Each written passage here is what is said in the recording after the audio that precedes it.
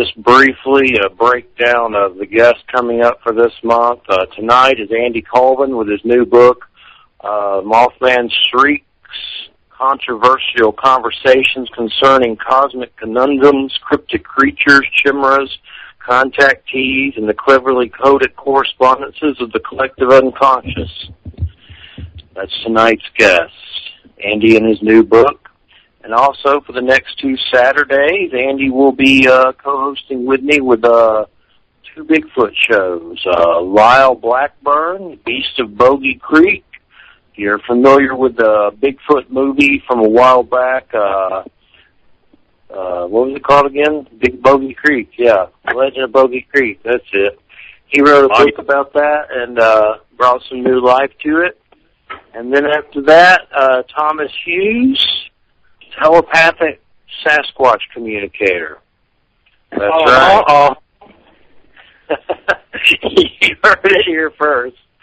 I actually have to confess, I saw the best Bigfoot movie I've ever seen in my life yesterday. It's called Letters from the Big Man by Christopher Munch, and it's the best Bigfoot movie I've ever seen. I got a screener of it. He's doing an interview on Examiner, and the actress in it is freaking hot as hell.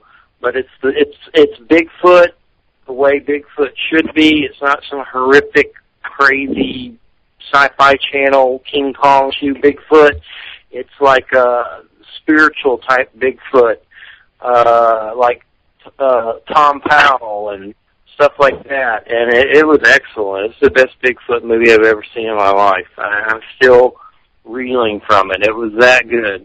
And actually, Tom Powell was in it, in a documentary in the extra section. So I just have to say that that's a great movie. The spiritual Sasquatch who delicately contacts beautiful, hot researchers.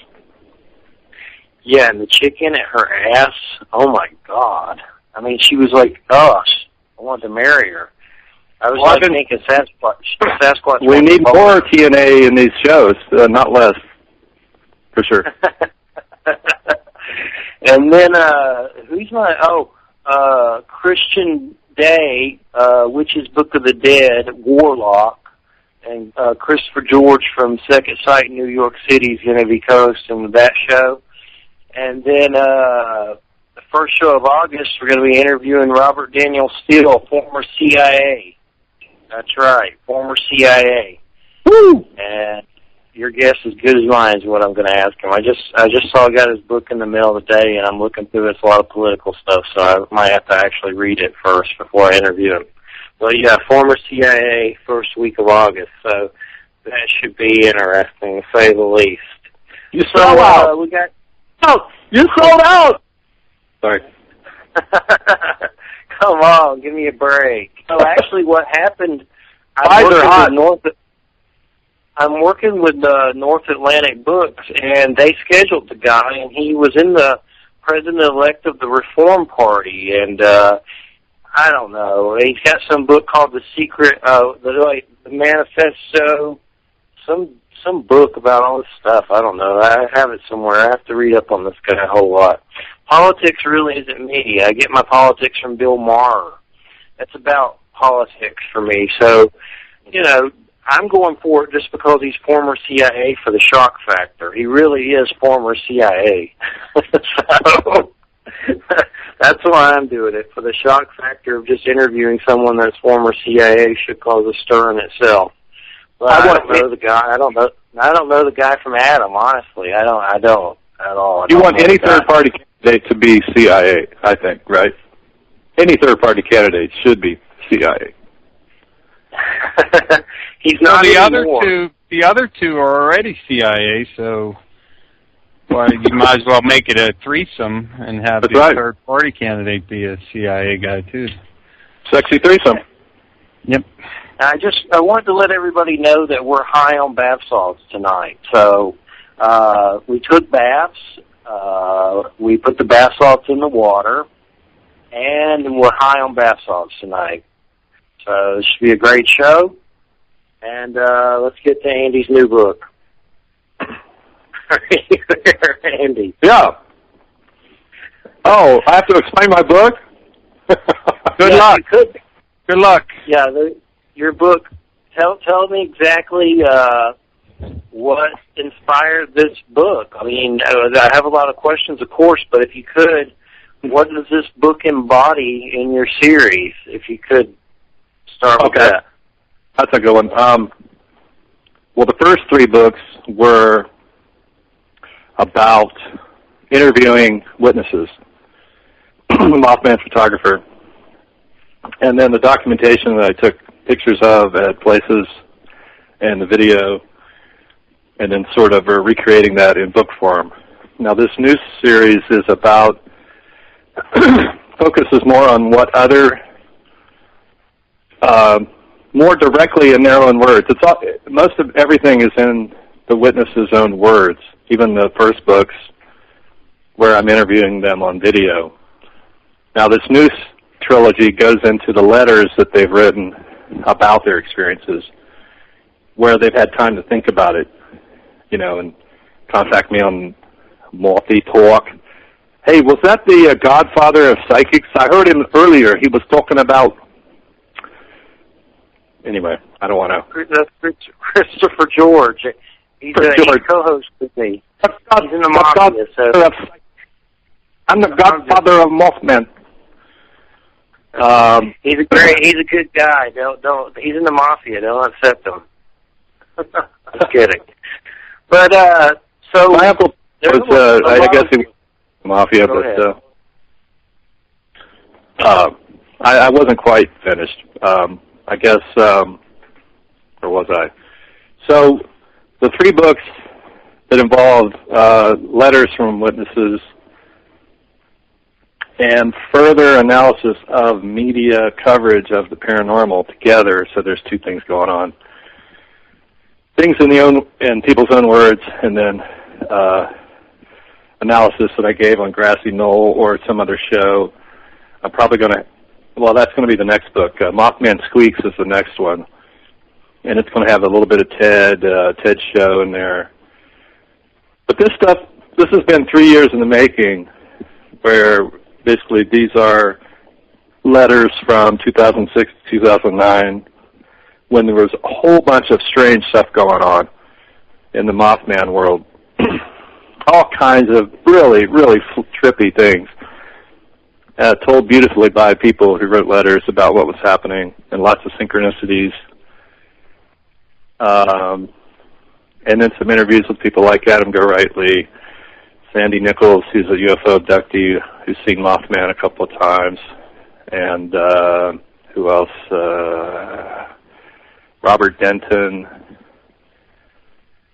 Can't think. Some other people that will have great stories. Jordan Rogers, who was originally from New Mexico but moved to West Virginia and had some cases there in West Virginia. He's married to my niece. So that's just really great stuff. Okay, well, I got one question, and then I'll let Ted ask a few. My other question is, what in the world are you talking about, chimras? What do you mean by that? I mean, I haven't heard that word since, I played Dungeons and Dragons. So what is a chimra in your... Chimra. Oh, chimera? Yeah, chimera, that's it. I've seen that band before a long time ago. I always say it wrong because I'm from Georgia. Chimera. It's chimera, that's right. Yeah. What is that? That's a generic word for ghosts or things that you see that maybe aren't there or are just kind of there for the moment, and then they're gone. Chimerical, temporary. There's a temporariness to it. I know back in my nerd Dungeons and Dragons day, it was some kind of weird beast with many heads. I went to a Chimera concert a long time ago at a place called Masquerade in Atlanta.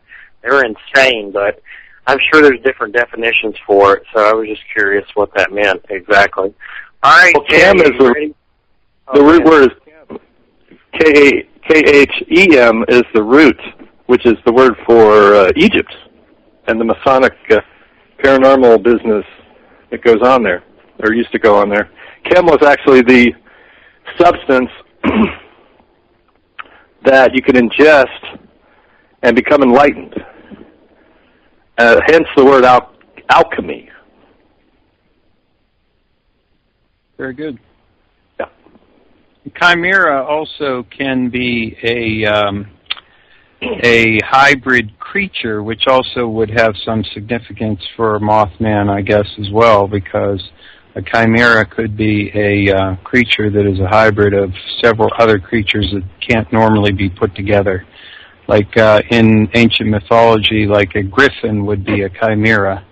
A griffin that has like an eagle's head and a lion's body.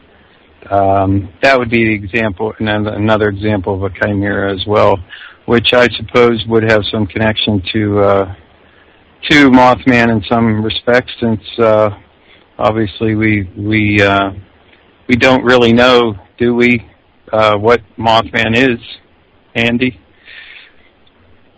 Well, we have a good indication that even though we don't know what it is, we know that people have been worshiping it for a long time. You've got that recent Masonic image from Ritual America that shows, basically, it's a replay of a Buddhist Thangka theme that you see where the Garuda is in the sky above the Buddha. Yeah. You also see this in the old Masonic tablets, where the Garuda, it literally looks like a bird face in the sky. Once you reach enlightenment, this cosmic bird thing, confronting you, and that's Mothman. And I think it's amply represented throughout ancient history. And even the word chimera, it has a more component. Mare, M-E-R, water. Moors traveled on the water, settled America. Chimera may be, kind of a special word that really applies to American settlement, perhaps. Although this thing is worldwide, the different sightings and things. One of the things we found in the new book is, right at the last minute there, was that there's a weird connection going on between the stuff that went on in the Ohio Valley with Mothman and South America. We recently found that all of these warehouses on the secret base in Point Pleasant were filled with this bark from the Oruro region of Bolivia, also from the wider region of the Gran Chaco. Bark was for some reason being stored in mass quantities on the scene, and then you find that in that part of Bolivia, in Oruro, the Birdman is celebrated as a component, along with the Virgin Mary. The two fight evil. You see the Birdman coming up again in the indigenous. It's not just in the masonry, but it's in the indigenous forms. And so what happened was we had a Mothman sighting in Seattle recently. We found that at the spot he saw it, there are these rare parakeets that live in the Gran Chaco, in the Oruro area, which is literally less than an hour's drive from the town of Quebracha, which is the name of the bark extract that's being stored in thousands of bags in Point Pleasant. So my theory was maybe these birds, they're from that area where the Birdman is worshipped, somehow made it manifest in Seattle recently, and perhaps the bark extract from South America where this Birdman is worshipped caused it to be seen in Point Pleasant. That's a totally different angle than whether it's coming from the mounds. There's more than one explanation for how it could be. It could be a multiplier effect. More pieces of the puzzle you have in place, the more likely the creature may start manifesting. Well, that's kind of what you do, isn't it, Andy? You try to find all of the various different pieces of the puzzle and try to put it together in some kind of way where people can look at all the pieces and try to come to a determination as to what we're dealing with, what the phenomenon represents, and what it might be trying to tell us, if in fact there is a message there, and all that sort of thing. Is that a fair assessment of what it is you're trying to do with your work? Yes, and I'm trying to do that for myself. I am trying to make my own decision on what it is. I know that it's a real thing. I know that it really does give you insight into the future, and it makes synchronicities happen. It leads you to information. Sometimes it's not comfortable information. Sometimes it heralds something traumatic that's about to happen to you.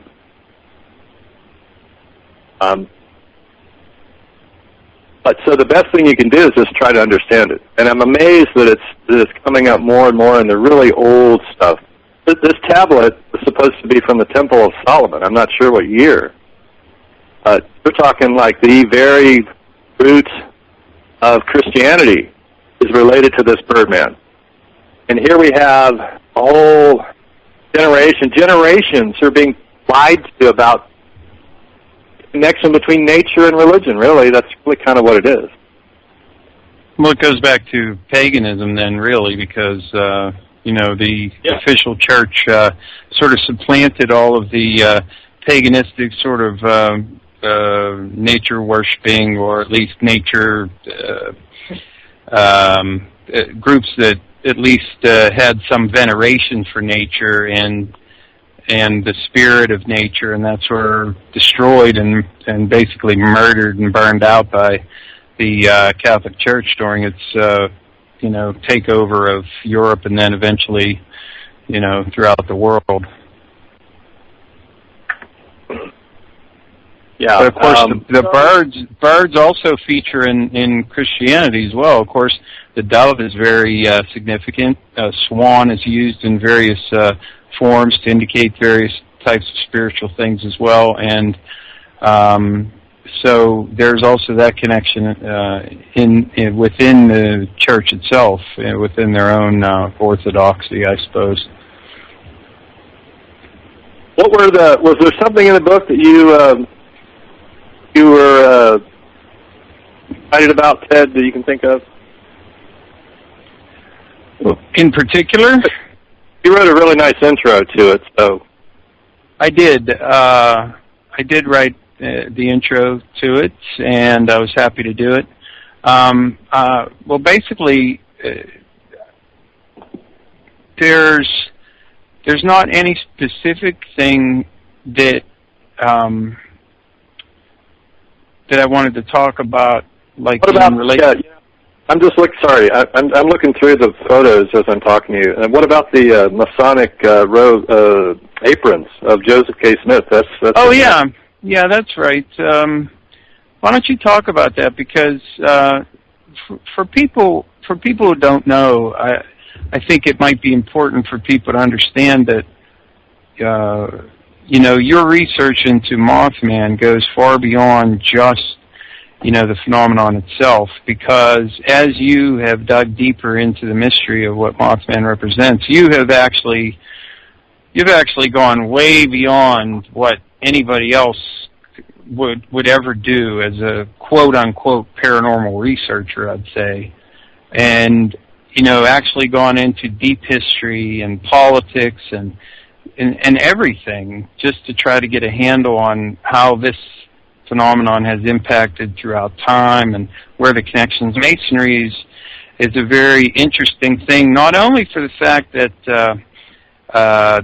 there's the Mormon connection too, okay, which you were talking about Joseph Smith's aprons, and the fact that they had a very strong presence in Ohio, and Ohio is a very significant place in your research.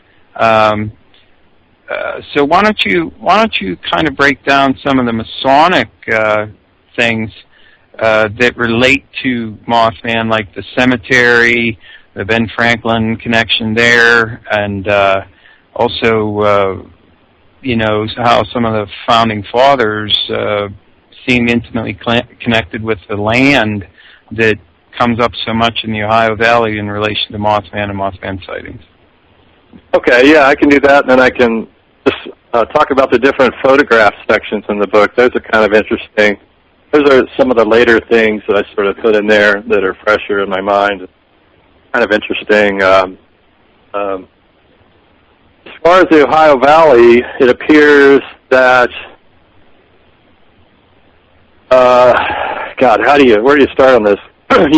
We've gotten the wrong story about the settlement. I mean, there's some kind of conspiracy to conceal the truth about the Ohio Valley, and it seems to involve the Smithsonian, which was kind of a British creation. I think they're trying to sort of muddle the history because that area is the energy, the coal, oil, gas. It was the earliest area for that, and still is, being pumped to the max with the gas. And what it looks like when we became a, quote, country, we didn't actually buy the land that the British had already taken from the Indians. They gave a lot of it to Washington and the people that were in on the deal. So they formed the federal government, which is actually a corporation. They didn't really give away their title, the British, to any of the land they owned and the energy resources and all that.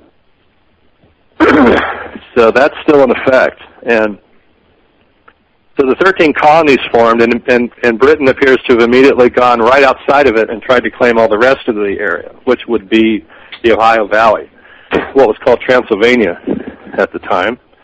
Transylvania Company was a British proprietary that claimed all of that area and wanted it to be the 14th state, and then somehow, some way, it became a creation of a selection of other states like Pennsylvania and West Virginia and Kentucky, North Carolina. There's parts in the mountains there that are really high up.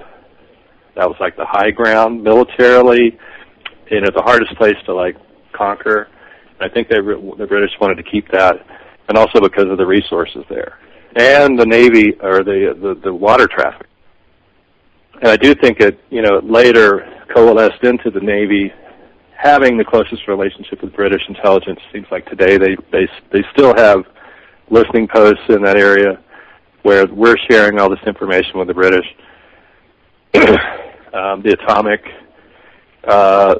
atomic research was basically birthed there, and the TVA was formed in the same area, and then has been cranking out all kinds of trouble ever since. A lot of the different conspiracies you run into seem to be going through the Atomic Energy Commission or these companies that are doing nuclear work. And I think, they're really at the heart of the UFO story, with the story about the ETs designed to cover up the development of nuclear drones. That's essentially what we're looking at. And just further degradation of the country. If you just politically, I would just kind of view our country as a resource, where it's a resource base for extraction for the European powers. And therefore, the history has to be covered up. And in that history, you do see masonry, these paranormal events. Masonry is a way to connect to them and control them and keep the Egyptian religion going, keep the old religion going. Originally, it had 4 levels. Now it's got 32 levels.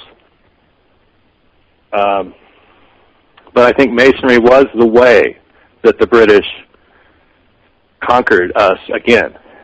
Even after they lost, they still won because they introduced Masonry. And that got right into our heads, hearts, and minds at that time. And I think if you look at religions, the British are really good at infiltrating all religions, especially even today, Buddhism. They totally control Buddhism. And at least as it comes to the West. And who knows who's really behind Scientology or Mormonism, really. Mormonism appears to be birthed out of the Ohio Valley by Joseph K. Smith as a Mason, perhaps forming another franchise, because at that time Masonry was on the decline.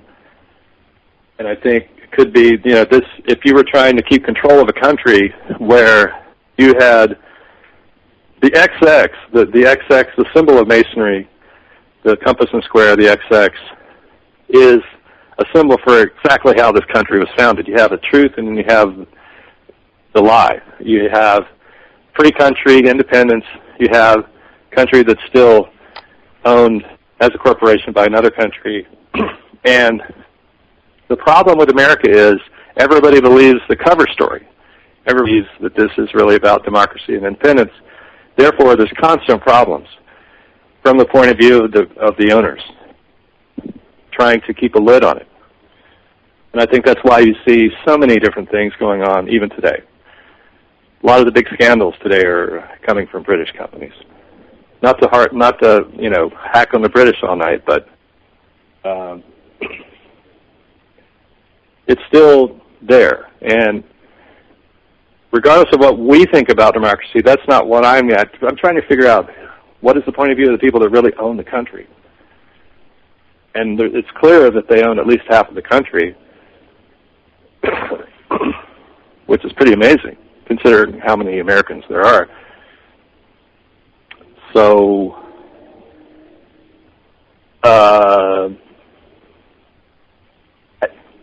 it makes sense. It all makes sense to me in a way now. Who's really into the hocus pocus? I don't know. If you grow up in the mountains of West Virginia, I mean, there's a little hocus pocus, but I think of Crowley. I think of all the long history of masonry and pagan, even the paganism of Britain even is part of this mix. And so it's not all bad. It's just that we're being manipulated by our freedom of religion. The freedom of religion that we have actually makes it kind of easier to manipulate us. I don't know if I answered your question. No, it's a good wide-ranging answer. Thanks. So let me ask a question. Andy, I know in your book you mentioned paranormal and the media working together to form public opinions and beliefs. What do you mean exactly by that? Well, that was explored a bit in Mothman Speaks, where we just look at the different stories that come out, when they come out, what they're combined with, what kind of big stories need to be covered up, and what do they use to cover up those big stories. Big stories, usually problem stories, are problems for the rulers, problems for Chase, problems for AIT, CIA, anybody that's called before the Congress to testify from the administration. The Sandusky thing. Any time the perverted, degraded puke that we've been taught. I mean, we are being inundated with crud and puke. It's like China in the 1800s, and they're sending in the opium to us. But they're sending in everything, not just the opium. It's everything. Porn, everything. Crazy stories about this and that. Weird cannibal. This Seattle shooter was talking about cannibalism. And he also claimed that he was in the military intelligence and that they wouldn't let him off the hook. But so, just all these crazy things, often combining, especially same times of the year, to keep people afraid, keep them entranced. And you really, literally see the same stories coming up every year at the same time. They've got their pat stories that have been proven to, in some think tank lab, cause whatever psychic effect it is that they want to see in people, to keep the thing limping forward. We have to continue to get this steady dose of mind control. And so paranormal stories are used to distract from often hardcore stories about economics. The various ways that we're being screwed are being covered up by the paranormal stories. So every time I see another, crazy paranormal headline, I kind of cringe because it's just another way of not solving the intransient, whatever the word is, problems. They're serious. We've got some serious problems. even just calling corporations, well, just having single-payer health care would solve just about every problem we have. But we're not supposed to be treated like the other people in the British Empire. That's the thing that kind of rubs me the wrong way. The British don't have many rights, really, when you think about it. They don't really have freedom of speech, but they have the freedom to travel, and their passport is worth a lot more than our passport. And you notice how we invade this country, we invade that country, we embarrass ourselves by droning and killing people all over the world. Obama, and what do we get for it? We still can't go to France and buy a ham sandwich. It's like $20 for a ham sandwich.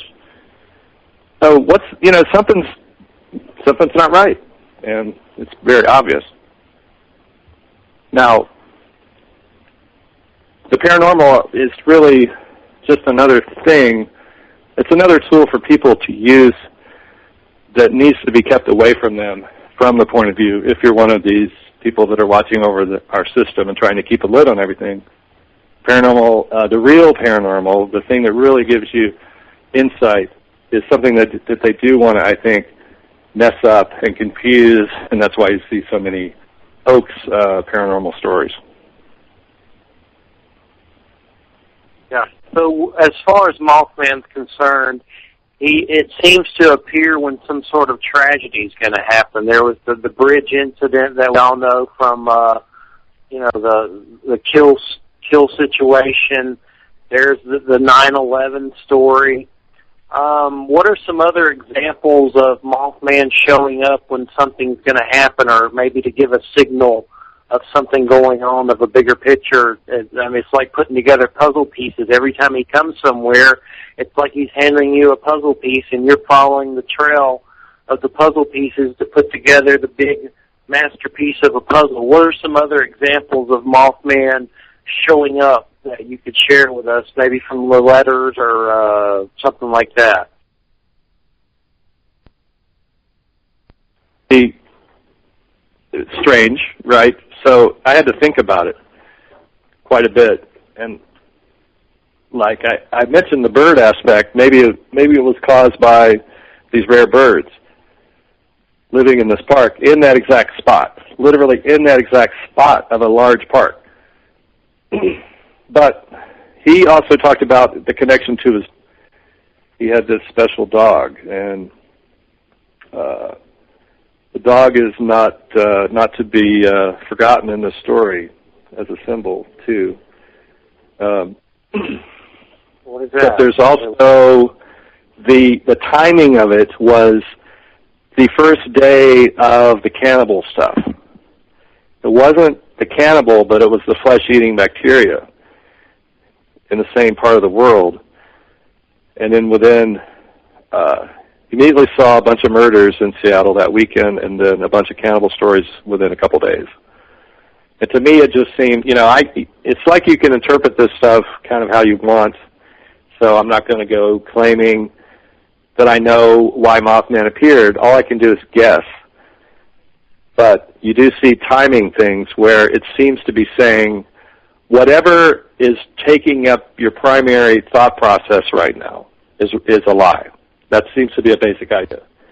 Whatever's being pushed at the time I appear is a lie. That's one way to look at it.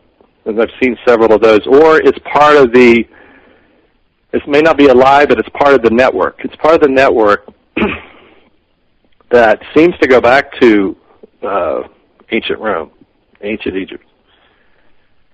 That there's some thread that's been, we were talking about it with Tessa Dick and calling it the Black Iron Prison, but you can also call it other things. You paperclipped whatever after the war, and how it's infiltrated our country and perverted everything. In the old days, corporations had 2 years, like a charter.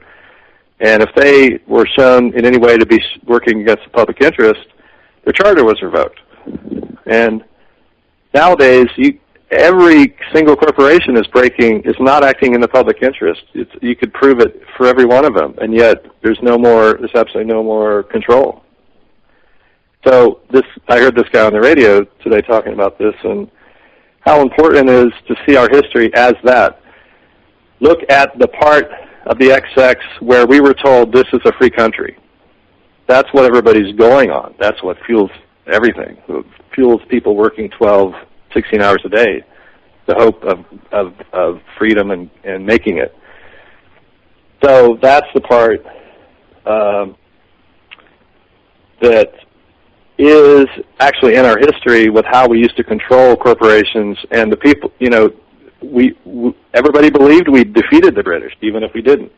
So those people going ahead, trying to do the right thing, trying to control, and it's not looking good right now. So do you think there's only one Mothman, or do you think there's like a legion of these Mothmans? Do you think of like angels? Well, I think it can pop up anywhere where the conditions are right. Sort of like you can see a lotus flower in a certain pond because the conditions are right. So that's where you're going to see this thing pop up, and it's a main line to your own storehouse of personal knowledge. I heard a weird sound. You there?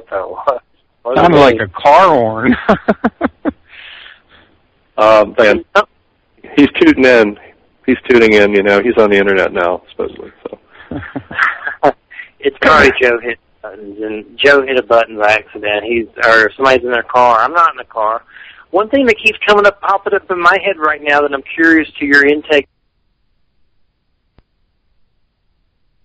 on, there was just some kind of ancient civilization discovered, because I sent the interview to the guy, and he's supposed to send it back, and he wrote a book about it.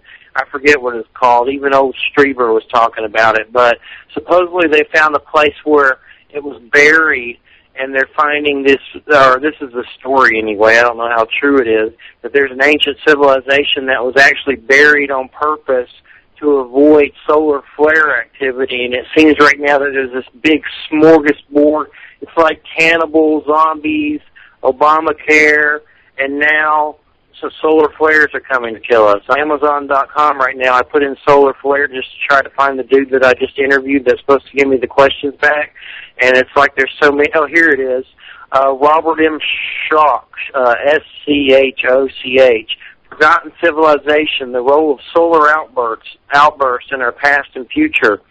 And I'm just curious, do you think that's part of some kind of agenda, or do you think there's some truth to that, and could that be something that's approaching?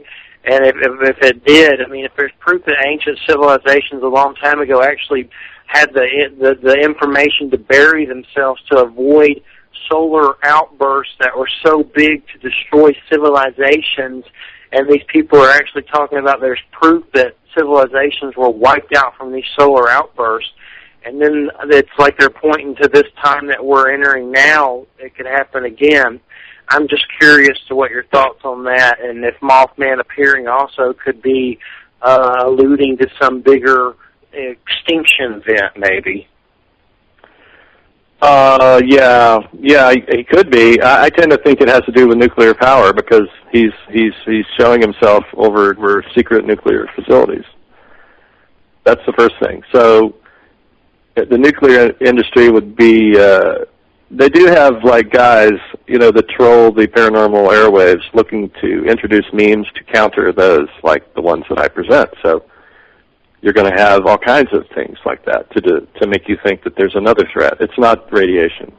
It's not the horrible things that British-owned nuclear power companies are doing.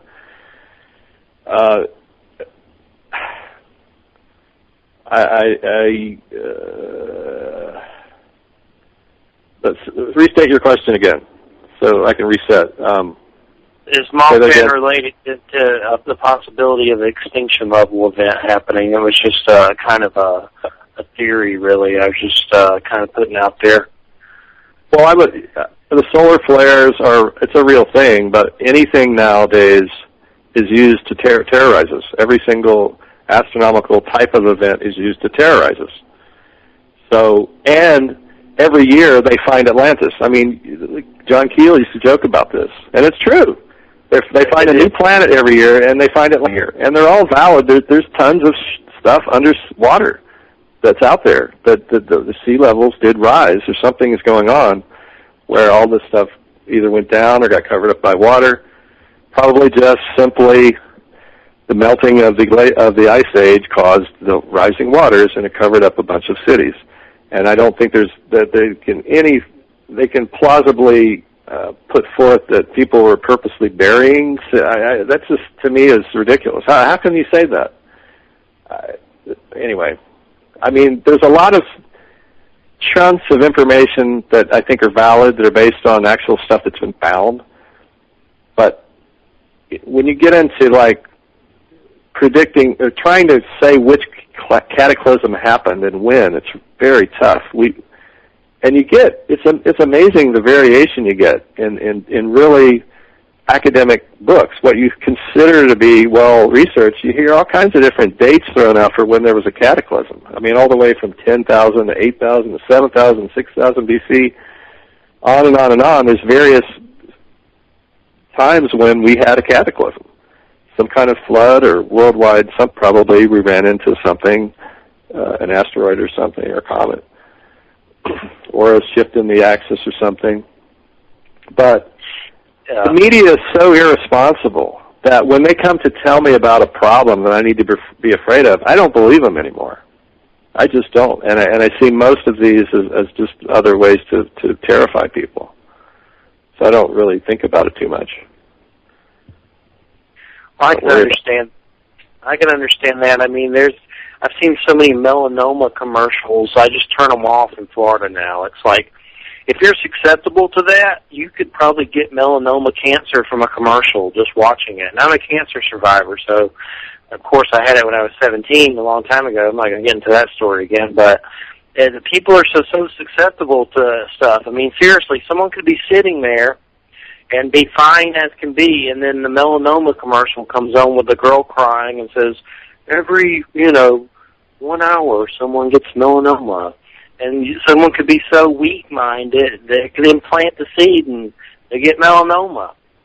We're really sensitive to this kind of stuff. No, I mean, a lot of people really are, with the fear, with the, look how the cannibal zombie thing went. That was insane for 2 or 3 weeks. I put all those stories together, and I swear to God, there was 10 crazy stories from all over the world about people eating each other and babies and, all kinds of stuff. So, I mean, there was definitely something to that outbreak there, and I felt it was influenced by something bizarre. But we are really susceptible to a lot of this garbage out there. But it's just a big settlement with Glaxo this week, where a British company was foisting these drugs on people that kill them. And basically, my sister was affected by this too, and they don't care. They're unrepentant, just like BP was during the BP spill.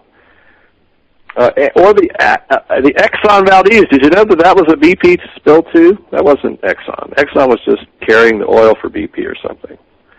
It was actually a BP facility. But anyway, British company giving people these crazy drugs to mind control us into working better. That's literally what this preservation thing is all about. It's all about getting you to work at your boring service job without complaint. And it's just method after method after method of killing people and just covering up every cancer cure. There's tons of ways to fight cancer. They cover them all up because they want to milk your life savings before you kick off.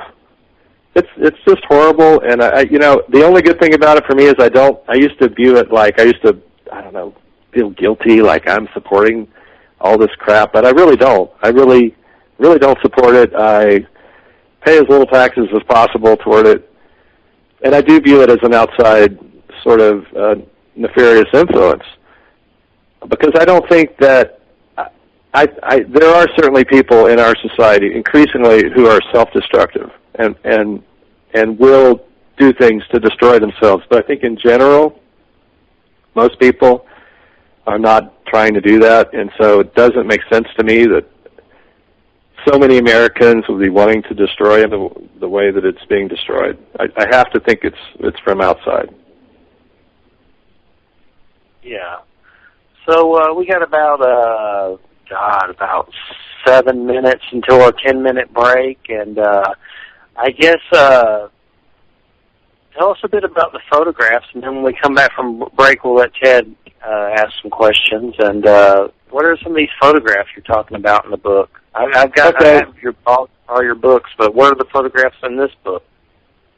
Oh, they're just every few pages. There's a little picture of Clendenin, West Virginia, where Mothman was first seen, which is next to Carbide's very first fracking plant. Basically, cracking and fracking was popular in the early 1900s, and they're touting it as a new development, but it's really not.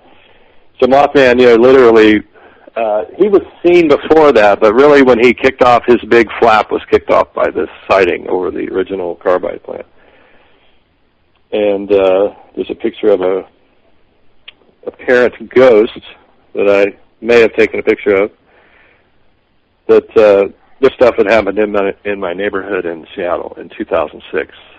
I found some mounds in the area, Indian mounds that I feel like are unrecognized or whatever registered, and then just a bunch of negative shootings.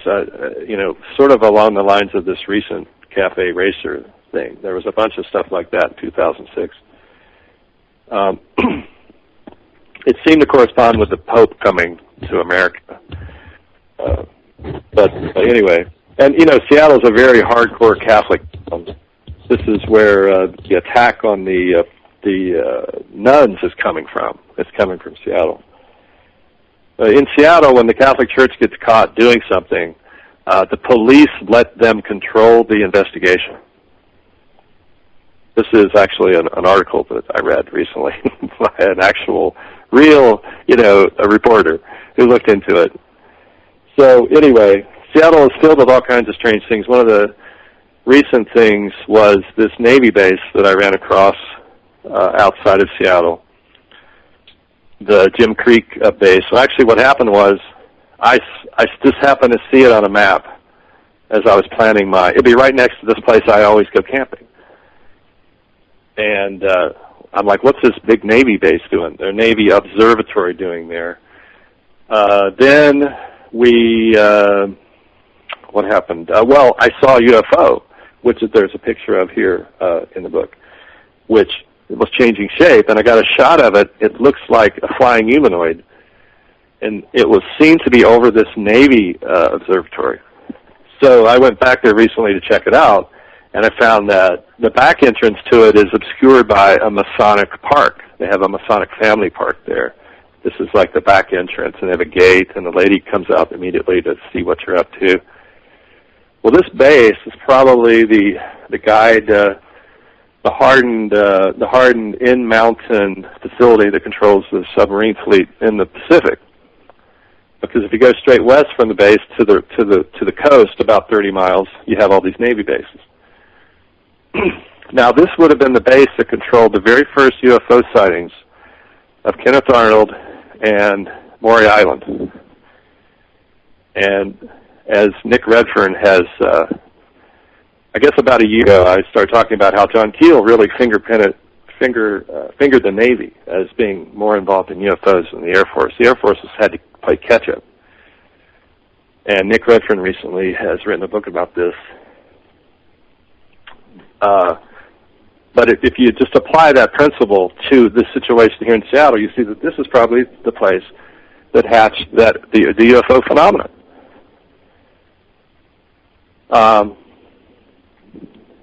God knows what's going on there, but it's definitely an active and very, very important base.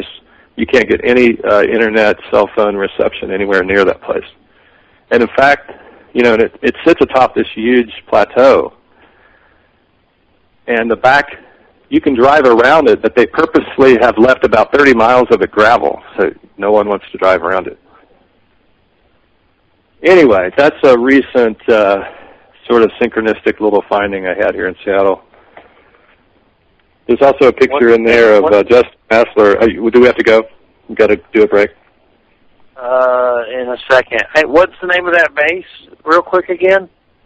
Jim Creek, J-I-M. It used to be called G-E-M Creek or J-I-N-N, Gin Creek. I don't know. It's an odd name.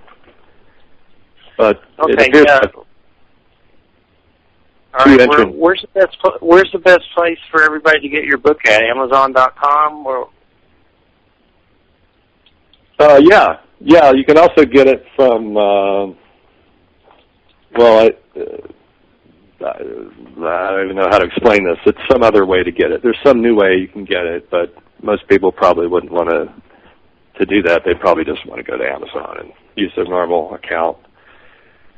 But supposedly there's another way to do it through CreateSpace where you can buy it in their store, which gives the author a little bit more revenue. Okay. All right, everybody. Well, we're going to take our 10-minute break now, and I keep, when it comes to the state of the world and politics right now, everything just seems so screwed up. I'm to the point of the only thing that's probably going to fix it is an extinction level event. It used to be so much easier to say that, but I have a 2-year-old daughter now, so now it hurts to say that. I do wonder if we're entering that zone on some level. I could just be caught up in a conspiracy, but sometimes I wonder if that is the only cure to the madness that's going on in this world right now. But anywho, we'll be back in 10 minutes, and we'll get back with Andy and Ted about the Mothman Shrieks. See you in 10 minutes. Thank you for listening.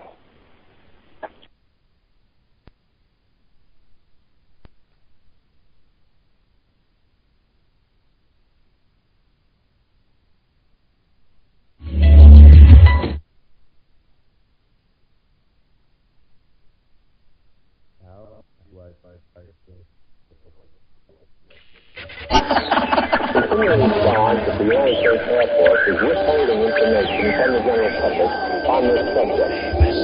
The Church of Mabus. Welcome back to the Church of Mabus with our guest Andy Colvin and our special co-host Ted Torbich. And we're talking about his book, The Mothman Shrieks, Controversial Conversations Concerning Cosmic Conundrums, Cryptic Creatures, Chimeras, Contactees, and the Cleverly Coded Correspondences of the Collective Unconscious. That's right. That's what we're talking about. And also, I was talking about on break, lately I've been posting a lot of stuff on beforeitsnews.com. And I've been putting a direct link to the site, and we've been getting about 800 to 1,000 hits a day some days this week, thanks to that. And I just basically reposted some of my old stuff. One of my old articles about the Mabus prophecy coming true when Osama died and Ellen and running. I didn't say it was for sure accurate. I was just rambling about it. I thought that I posted stuff like that before it's news, and people poured into the site like crazy over there. So a bunch of that stuff's been posted up at the site at churchofmabusradio.com. Also, coming up, that letters from the Big Man interview on my Examiner, Alex Gray, the spiritual visionary artist who did a cover for Tool, Nirvana, Beastie Boys, and he does all those strange paintings of people with no skin giving birth and stuff like that, or praying or meditating or whatever. Alex Gray, he's going to be on my Examiner. Bunch of interesting people, so you definitely want to check out the Church of Mabus radio group on Facebook. That's where I post a lot of this stuff. I also posted it before it's news. But the main place right now on my friends list is up to like 5,500 somehow on Facebook. But you can also, the best place to find those articles or those interviews with these people would be at the Church of Mabus Radio Show Facebook group. So let's get back to Andy and Ted, if you will. If you want to bring in the questions, it's rock and roll with it.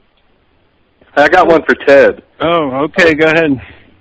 Hey, I just happened synchronistically here. I just happened to turn on my computer, and there's this picture I don't know how I got to this, but it's that church that we visited in Pittsburgh, St. Nicholas Church. Yes. And it's the Jesus on the ceiling. And this Jesus is being supported by an angel, Birdman, who's definitely a Birdman flying behind him, holding him up. And the way their arms go together, it forms the XX. Yes. There were many XX symbols in that church. And there was also the very Mothmanish depiction in one of the murals of an angel wearing a gas mask, which looked very Mothmanish as well. That was another one that was really interesting there. It was radioactive gas or something. Right. I had a question for you, maybe that you didn't directly address in the book, but just, related to Moth itself, and that is, do you view, like right now, and then I understand it's kind of fluid where exactly this comes from and, all the different angles that it has, but do you view Mothman as being either the thing itself or an agent of some outside force that is trying to impact us in a spiritual way along the lines of being some kind of tool of enlightenment? Yes. And well, that's the way he's depicted in the Buddhist takas. He's outside of a membrane beyond the Buddha. So the Buddha's mind is sort of filling up all of reality. It can comprehend everything in reality. And then there's like this flowery membrane. In that Masonic tablet, the membrane is the top of the beak of the bird. And above the beak is the two eyes. One's the sun, one's the moon. In the middle, where the pineal gland is the psychic ability, there's a star bursting out in the Masonic. And it's really, in the Buddhist, the Garuda is actually drawn there. The Birdman is snarling, scary, looking down on the Buddha. It's kind of scary. So it represents many things at once. There is a darkness to it. There's a thunderbird, thunder, lightning connection, storms, something that's scary, but it's a beneficial scary. It's the kind of scary that you need to get through to learn things, and it represents the fear when you really start to comprehend. Try to comprehend reality in its infiniteness, and you will get scared if you really start to get close to it, to what it is.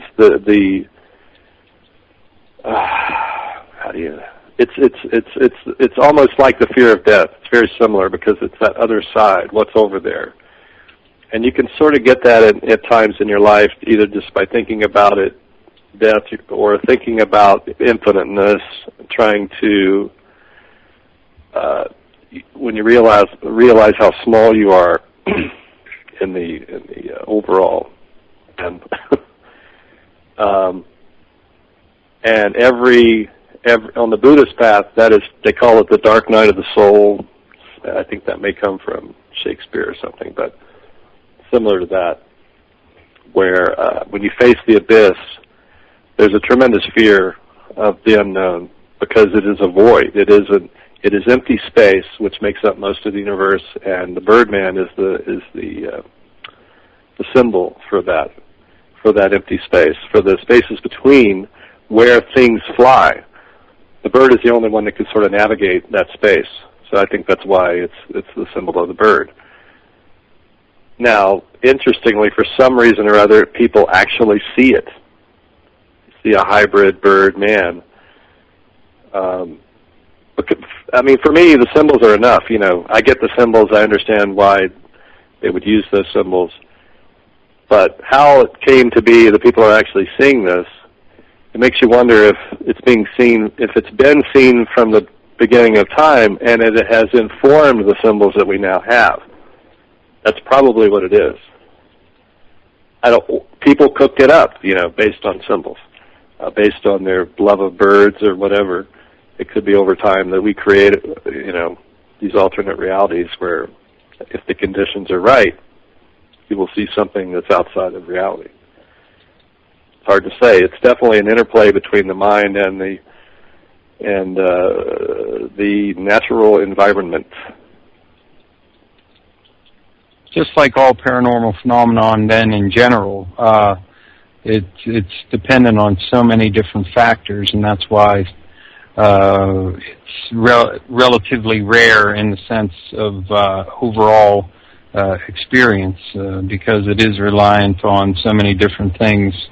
And even when you focus on one particular image, you get different variations. Like with this Jesus picture on the church, Robert Denton wrote in to say the angel figure also looks very much like Logi or Loki, Indra, or possibly Hermes, all three who played the role of the trickster at times.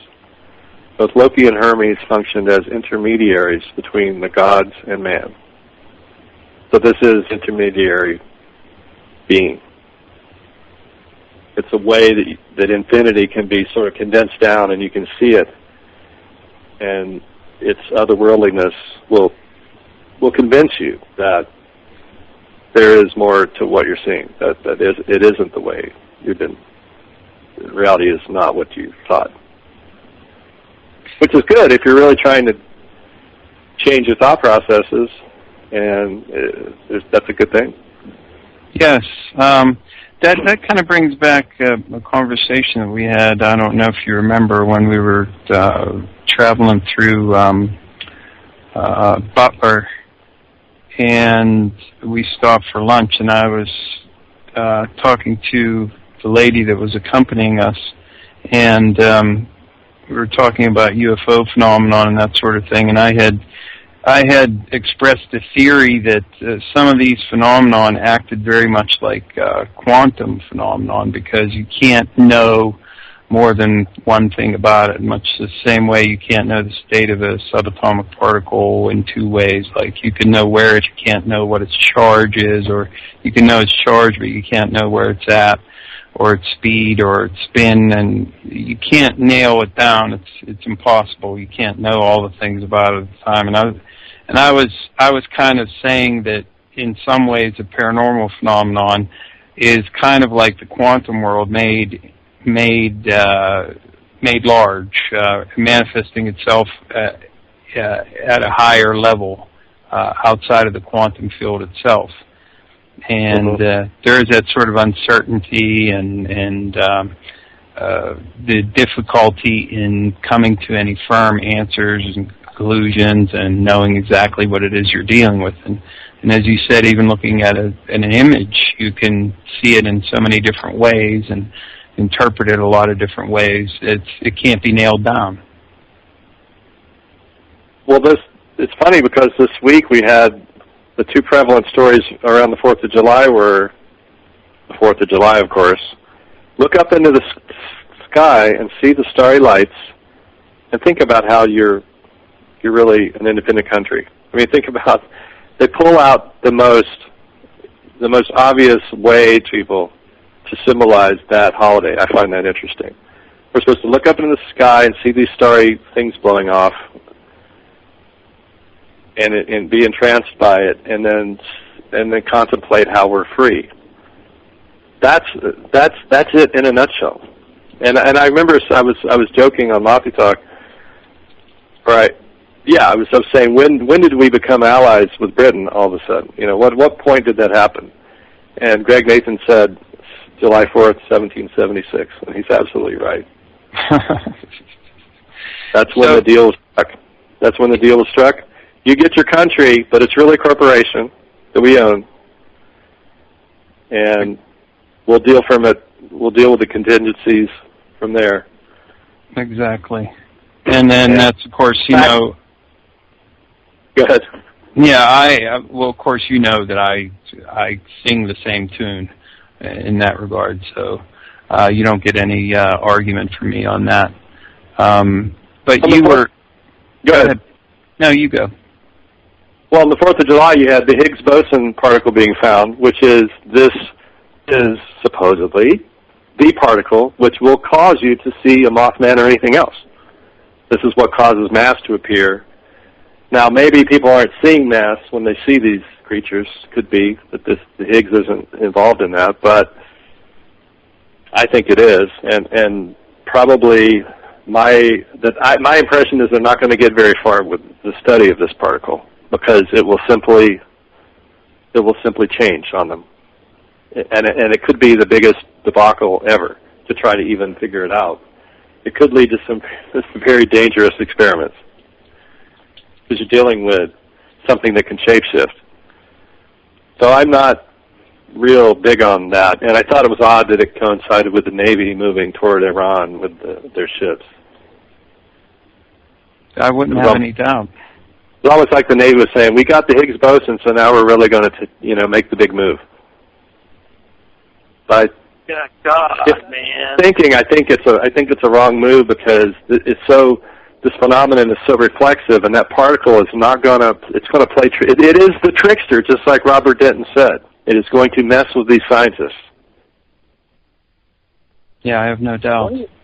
What are they keeping the God particle in? The Higgs, the thingamajigger? What do you keep something like that in? A freezer. A body freezer. A Ghostbusters ectoplasm holder containment unit. Yeah. Tuck it in there. Okay, I got a question. You keep talking about Britain and all that, owning us on many levels, which I'm sure is true, but what about Israel and China? Don't they own us too? Does everybody own us? Yeah, it's a multifarious situation, but the Bank of England kind of controls the Fed, I think. City of London. Unless it's, the Bank of London. Unless it's Deutsche Bank may have some, but they're kind of the same, probably. Same corporation, perhaps. I don't know. I just know that I got to pay $20 for a ham sandwich in France, and something's wrong. Why is that? Just for my $5 ham sandwich. Damn it. It's raised up just because you're American in France? I want to go to France. I can't even afford to go. I can't even afford to fly to Ohio now. The ticket prices are twice what they were last year. This is how you know that our credit rating was downgraded, right? Our dollar is losing value because airfares are based on a global numbering system because everybody's buying plane tickets from every country, even in other countries, right? So that's what I was predicting. One of the letters in Mothman Shrieks. There's lots of letters like this where people said things that came true. I basically predicted Viz and I both were saying there's going to be a crash in 2008. This is in 2007, right before 2008 began. It was very obvious what was going on, and I even said Bush will make sure to find some way to milk the Treasury right at the end, and that's exactly what he did. Anyway, where was I going with that? What was the original question? I don't remember. Oh, China and Israel owning us.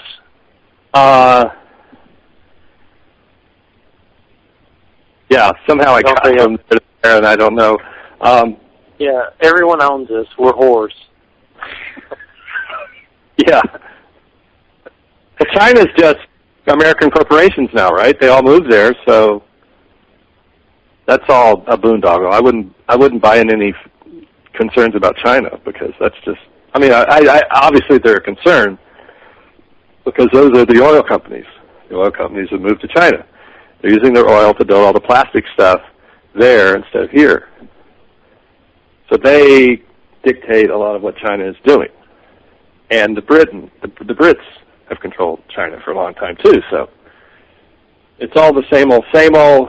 They're just doing to China what they did in the Ohio Valley. They're going to pollute the shit out of it and then move on. And they'll go to the next area that they've been sort of setting aside, which might be South America, Africa, the Middle East. That's a burgeoning area for new Halliburton-type companies that support the oil industry and process the oil into all the different plastics and things.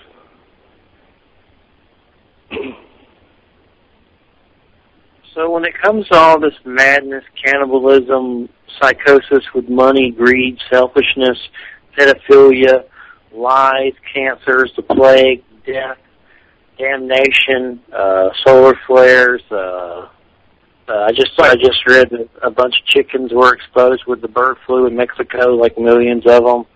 What's the solution? Well, is there one? It just seems so hopeless. It's like I'm in a state of hopelessness when it comes to politics and just things getting better. There just doesn't seem like it's going to. It just seems like it's just going to flush down the toilet, like the Tool song, Anema, Learn to Swim.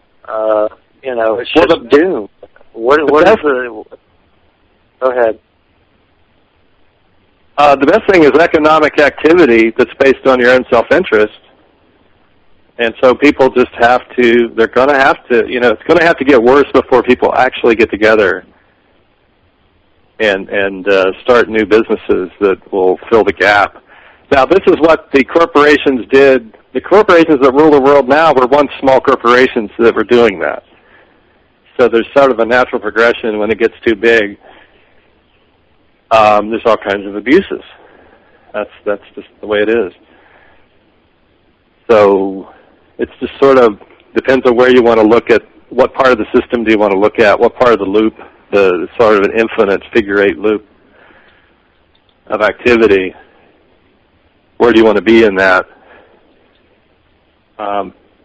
Americans should, look back and realize that, and just try to get back to what the country was originally founded on. That's really all you can do. And although that is flawed, there were controls over corporations.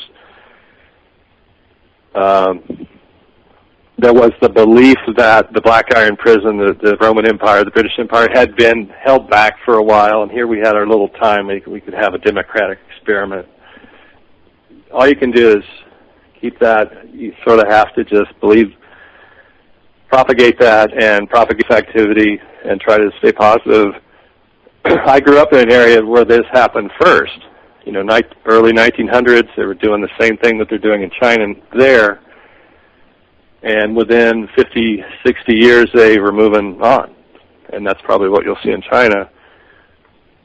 So I think the degradation stuff is really just part of making it stick, getting your mind off of what happened, which is World War II, you came over, you saved our ass. You still can't get a $5 sandwich in France, sorry. And you're going to work really hard for 50 years thinking that you're on top, and then it's all going to be taken away. And I have absolutely no doubt that was the plan that could be foreseen far in advance, because they've done it before. It's been going on a long time, the movement of capital. So what you do is you just distract people when the bad news hits, and you've made up with them. They're going to have a pension for life, and all that stuff that was sold to us. When all that ended, that's when they pumped in gambling, porn, reality, TV, crappy TV. All that stuff comes in to basically just confuse you and not disempower and just sort of demoralize everyone. And that'll help next time around when business comes back. When wages get too low, business will come back, and it'll be the whole thing over again where all the promises come. And you think about the production of the American worker, it's tremendous in the last 30 years. I mean, really amazing. And we got zilch. Still can't buy the ham sandwich in France.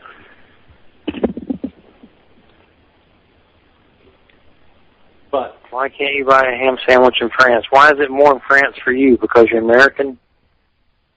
Yeah.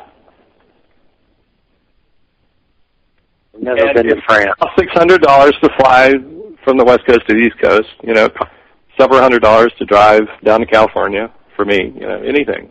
It's just, they are absolutely milking every last dime of the internet boom and the previous system that they can. The previous system, which was retirees get pensions. You wouldn't believe the stories I hear. My editor, Lisa, works for an agency in Ohio that deals with public employees. And you wouldn't believe the attitudes of the older folks who were promised all this stuff. Now, my generation, I think, is probably the first one to really realize, hey, I'm not going to have jack when I retire. And I've pretty much accepted that. But that older generation, people that are 60s and 70s now, are really pissed that they were lied to. And they get so... The funny thing is that they sold everybody out. And I'm not saying we should... I'm not totally on their side on this, because those of us who aren't getting the pensions are not real happy about it, and we're not real sick to those that got these really sweet deals, which I'm not kidding you when I say, I'm trying to remember what this guy paid in. There's a guy who's like 90 years old, is a public employee, call him Jim, and Jim put in a few thousand into the system, his pension system, and has pulled out $1 million plus. That's how well the early funds were set up. And they're pissed that, Viagra isn't going to be covered under their new health care, whatever. And the pensions aren't even responsible for their health care. Some of them are just simply still providing health care, but it's not part of it's not part of the pension funds, don't really have to do that. And all they're asking these older folks to do is, it's a very small amount. I think they're asking them to pay for elective drugs or something, or the difference between a generic and a brand name drug or something. Like if you want a brand name, you've got to pay that extra yourself. That kind of, it's very tough. They are livid, and they are calling in bomb threats. These are people in their 70s calling in bomb threats. I was told I was going to have a pension, God damn it! And the thing is, though, they sold everybody out along the way. They continue. They actually say things on the phone that show their contempt for the people coming after them. They're clearly, simply because they thought they had a promise and a contract with a corporation, they think that it doesn't matter if the people who sign the new contract get paid half. They don't care. There's absolutely no solidarity there. So I don't know what you do about that. Someone has done a really good job of dividing the American society. Yeah, and that's like with Obamacare and everything. If the rich paid taxes like they were supposed to, all this money wouldn't be coming out of the middle class or whatever. And that's what the whole Republican agenda is, to protect the rich paying taxes like they're supposed to. So that's if they paid taxes like they were supposed to, why are they getting a break from not paying taxes like they're supposed to? They make enough money. Here's something I want to read real quick from Bill Maher. It's on my Facebook. Let me enlarge it so I can read what he said. This guy, I don't remember his name, but he played the Incredible Hulk in the new Avengers movie, and he was on the panel of Bill Maher, and here's what he says. We don't blink an eye at the money that we have been spending on perpetual warfare. We don't sit here and go, whoa, trillions and trillions of dollars for warfare. But when we're talking about health care, which is our people and their well-being, we're shocked that it should cost us some money. And that's true. Well, somebody does our economic engine running the way it used to run. That is absolutely it, because that would get our small businesses back in order if they didn't have to pay these ridiculous fees being gouged by the different providers, it would solve everything. So it's so obvious. It's so obvious what's going on. And I wish there was a candidate. I mean, you don't even have to say who it is. You just have to say someone is attacking our country, not Al-Qaeda. Al-Qaeda's not messing with your mortgage, or your whatever. It's not them. Anybody but Al-Qaeda, it would win. People would get behind it. Everybody wants health care, so I don't know. And there's a classic Tea Partier who says, "Get the government's hands off of my Social Security." Remember that? Remember that sign? That's the level of understanding out there. It's so low, and that too is a plan, because I've heard stories from the early 1900s when the Europeans would come to America and talk to farmers and be amazed at how smart the farmers were, how well-read Americans were. Now it's the opposite, and I don't think it got that way just by chance. Well, even the UFOs were built in America because it was too expensive to build them in Europe.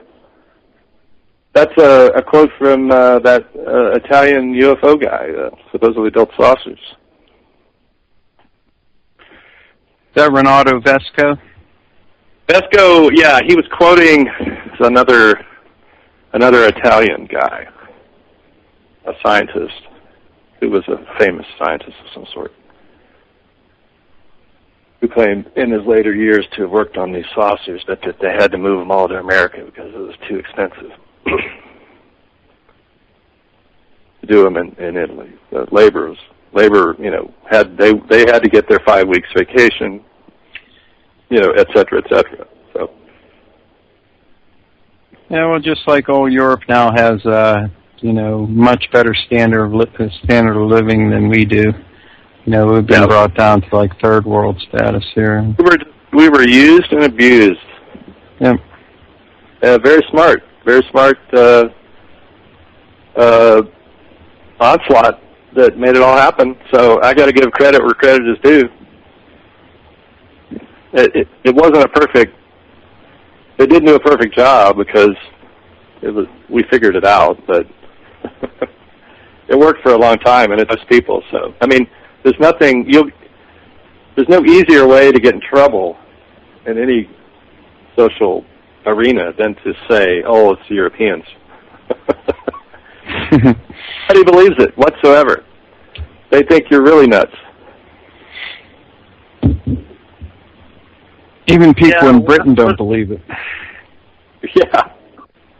What I don't get is like all these, the Republican leaders, they protect the rich, and their whole agenda is to make sure the rich and corporations don't get taxed. And then what bothers me so much in the South is there's people here that are dirt poor, and they vote for them. Yeah. I don't understand it. It's insane. It's alchemy. Alchemy. It's brainwashing is what it is. Why would you vote for someone that hates you and wants you to die and who has money and doesn't want to help you, who could care less if children or people die because they can't afford health care? And that's the same with the war machine. The war machine makes money. It makes, turns the business, Halliburton and all this stuff. So, of course, war is more important than health care because the tanks bring the money home. We can go pillage and steal oil and resources from other countries and put democracy there.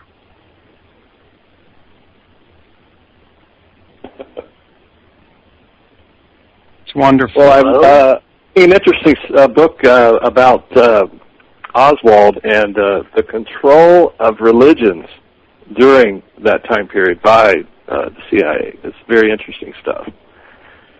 You've got certain towns where they can get, a pastor or popular religious leader in that area to go with the program, and then they use that group to infiltrate. They might use the Quakers to go to political rallies, leftist political rallies, and then infiltrate using, quote, Quakers, who aren't really Quakers, but act like they're Quakers. But they did that with the Unitarians and the, I think it's been, religions have been used that way at different times.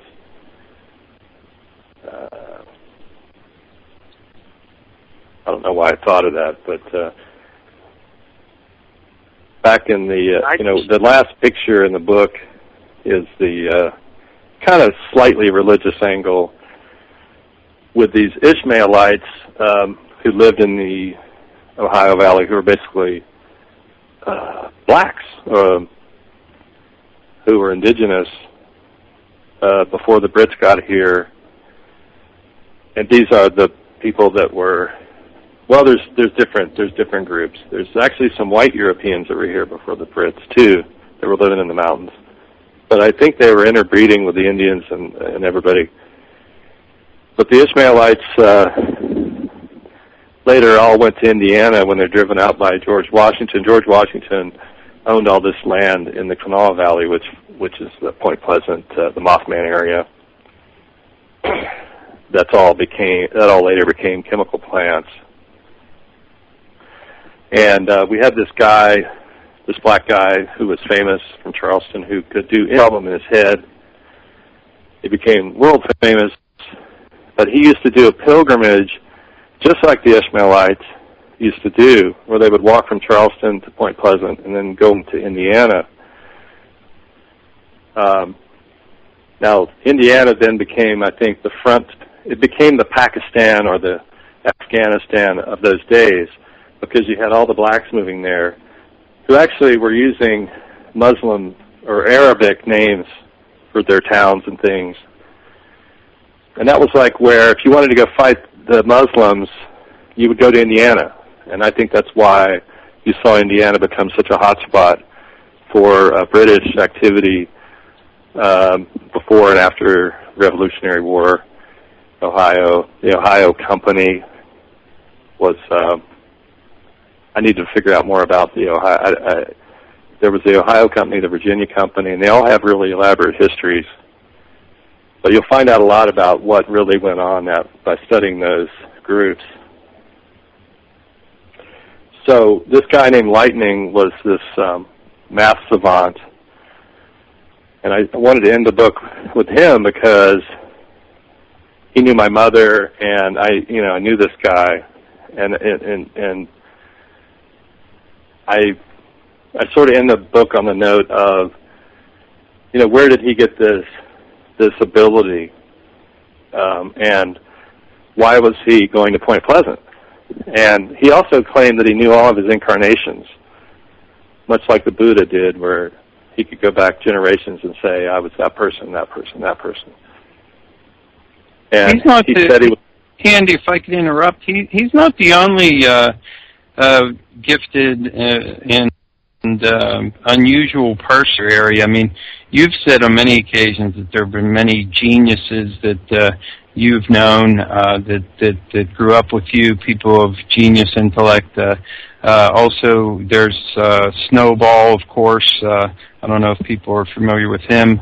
But some other interesting people that apparently had some extraordinary powers and what have you, all within your, the area in which you grew up. Yeah, I think it's a natural incubator. There's something going on there where reality shifts on people and gets them disciplined for creative work or something. It's like there's an uncertainty to it, to life there, or something that helps people jump somehow, and simply, or just interacting with these strange lights or beings. And it does seem to be an antidote. It's like an ongoing antidote to the Black Iron Prison. It's a countervailing force that just keeps popping up, and there's no way to stop it. And I think there's going to be some people involved in this Higgs boson search that have that agenda to make sure that stops. They don't. It's too easy. It really is, and I just have to say, there's something about it. Once you figure out that you just follow it, what it pops up, it circumvents a lot of channels that you would normally have to go through to get information. And some of it, of course, is multi-interpretational, so you can't put a whole lot of weight on all of it, but some of it's pretty amazingly consistent and seems to be presenting some kind of message. But that is a threat, that process of easy access to psychically provided information. And it's fairly reliable, probably 80%. And it's kind of what studies have shown. And this is what is shown in that Masonic tablet, where the bird face is in the sky and the psychic energy is pouring out from between the eyes. And it's just beaming information that it really does seem to be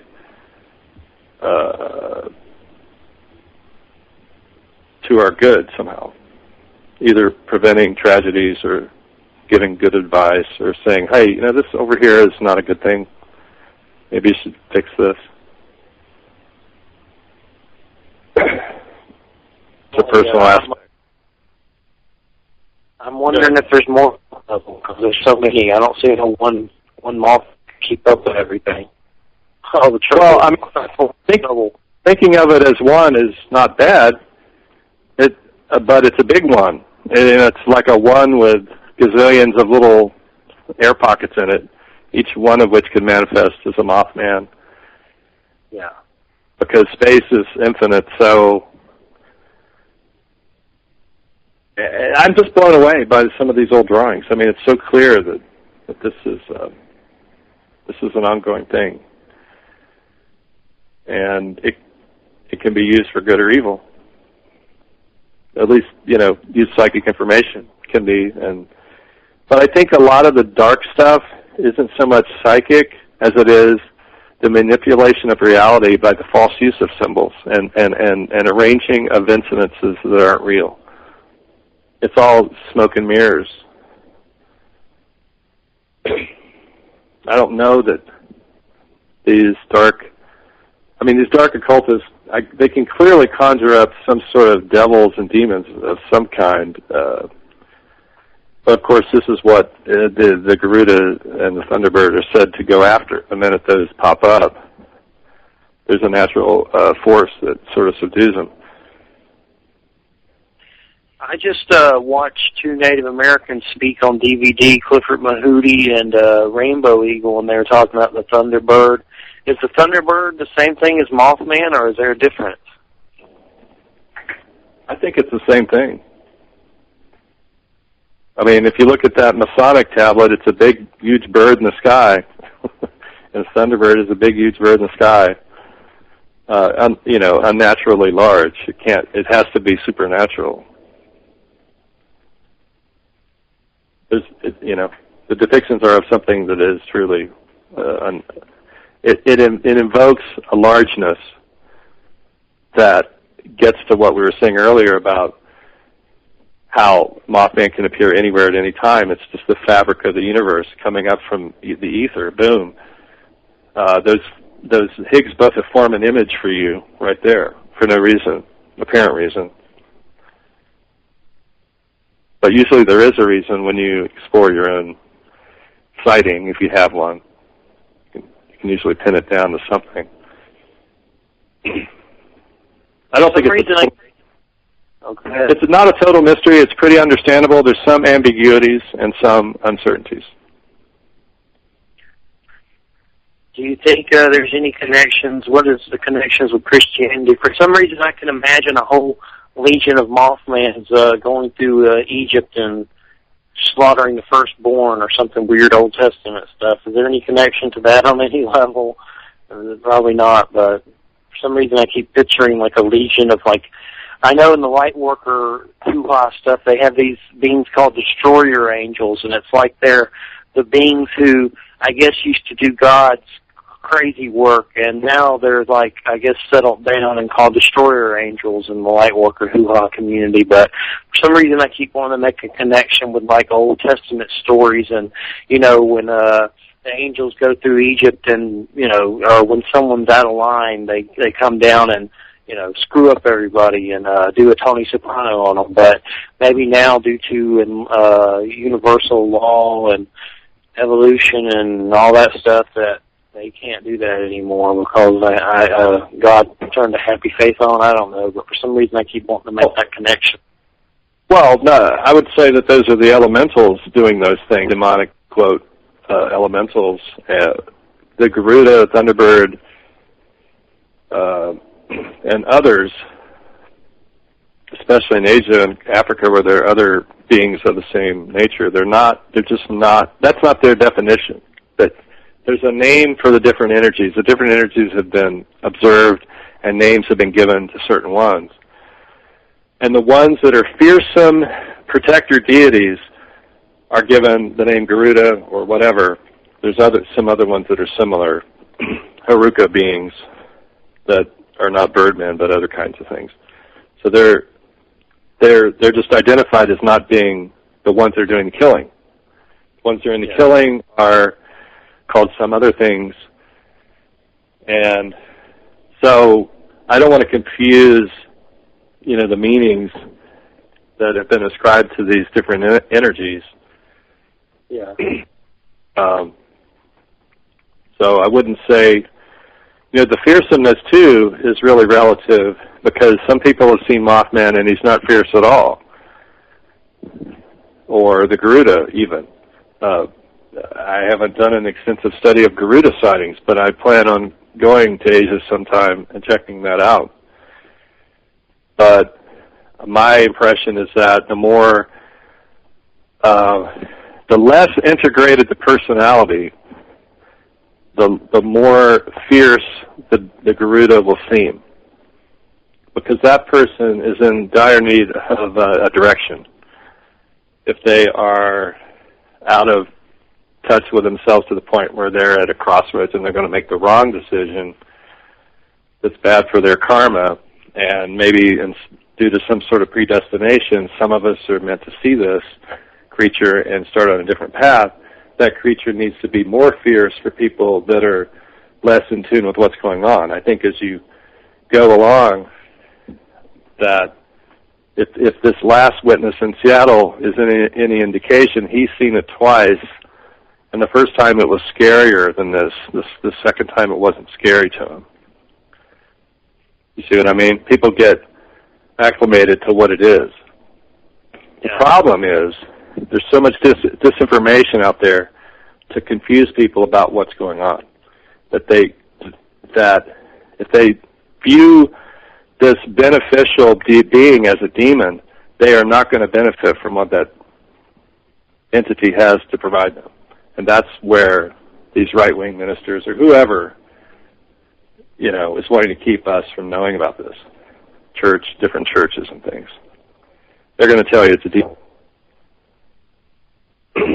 Well, yeah, everything to them's a demon. If it farts wrong, it's a demon to all those guys. But we're getting down to the last few minutes. If you could, Andy, tell us again where everybody can get your book, The Mothman Shriek. You know, at Amazon.com. I should have a Kindle up there pretty soon. They keep changing the Kindle situation. But I know people do like the Kindles. I'm almost sold on those. I've read a couple of books on Kindle. It's not bad. I'm reading that Oswald book. Go ahead.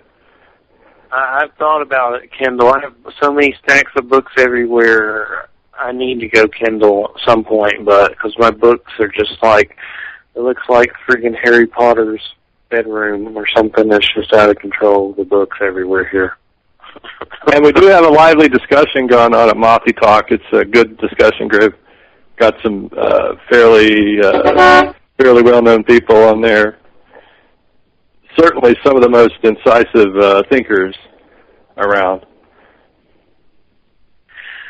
All right. Well, everybody, it's been a pleasure, Andy and Ted. And next week we're going to interview Lyle Blackburn about the Beast of Bogey Creek and that story. His books got pretty popular in the Bigfoot community, so that should be a real good one. And everyone knows the legend of Bogey Creek, that old movie, and he basically brought some new light to it. So Lyle Blackburn is next Saturday, and looking forward to it. So thanks, everybody, for listening. It's been a long, damn hot week. I can't wait until fall hits before I die.